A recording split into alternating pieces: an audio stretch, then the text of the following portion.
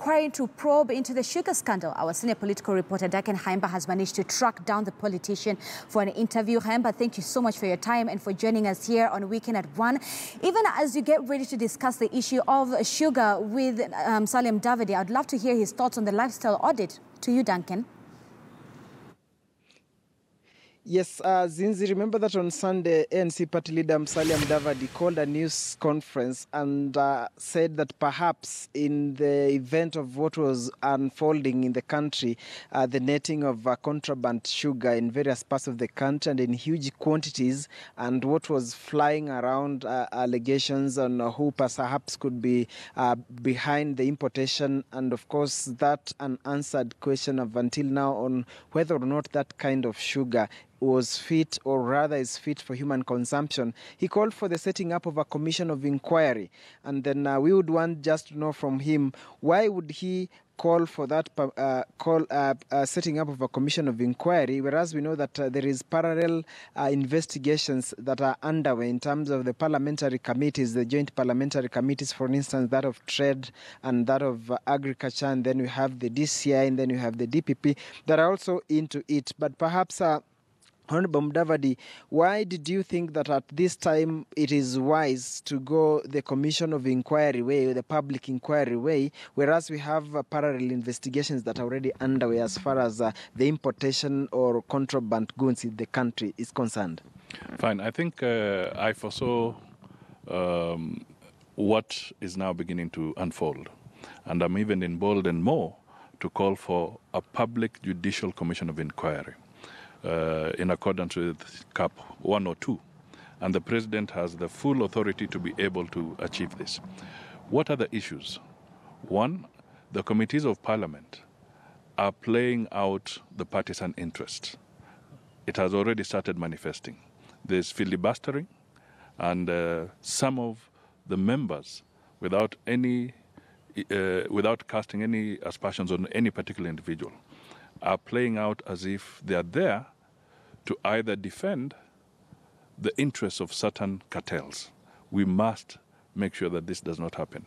A public commission of inquiry will be able to bring together professionals, and this can be chaired by either a judge of the Supreme Court, it can be chaired by either a judge of the Court of Appeal, and he can be flanked with other professionals. And a joint secretariat can be set up, which can then have experts in procurement, experts in logistics, experts in matters of science to verify the reports that are coming out in terms of what could be the hazardous chemicals or metals in the products that we are talking about.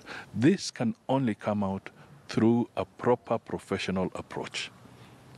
And I want to say that for the government, for instance, it would also give them an opportunity to have these things aired in public, people interrogated in public, documents brought out to be looked at properly in public and scrutinized, and people ask questions so that there's no witch hunt. Mm-hmm.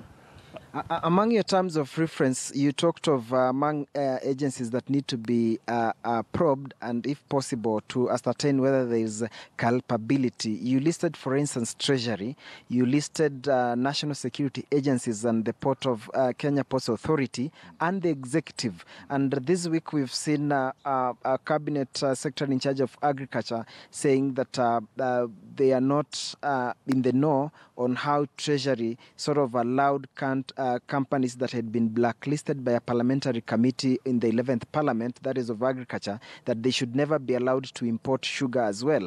And we've also seen the dragging in of the president's brother, that he might have been involved, and the president saying if at all he's culpable, he should carry his own cross. Why did you think that there is need to probe the National Treasury, national security agencies, the executive, and the Kenya Ports Authority? Because we need accountability.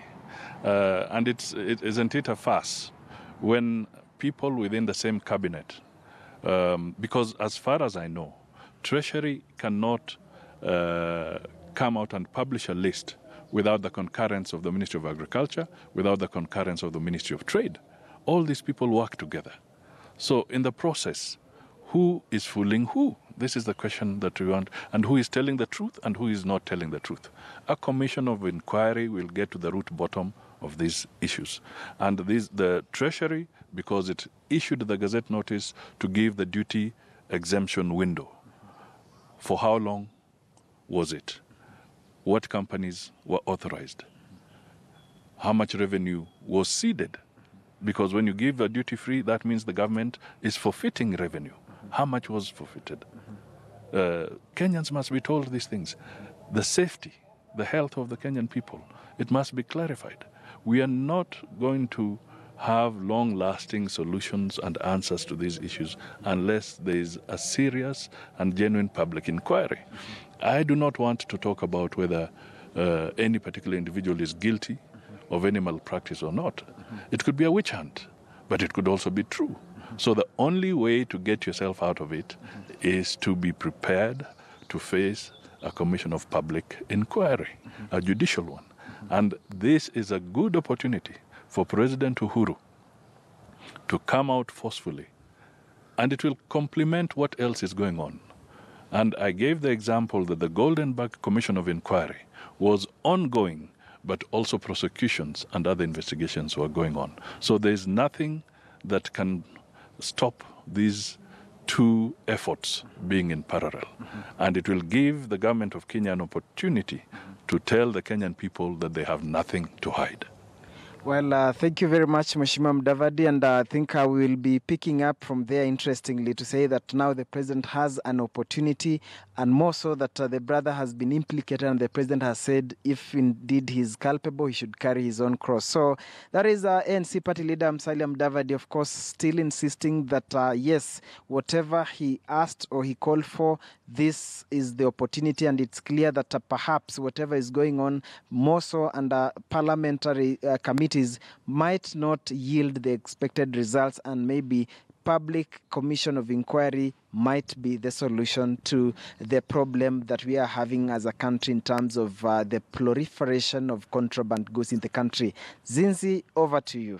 All right, thank you so much, Khaemba. Our senior political reporter, Daken Khaemba, there speaking to NC party leader Musalia Mudavadi.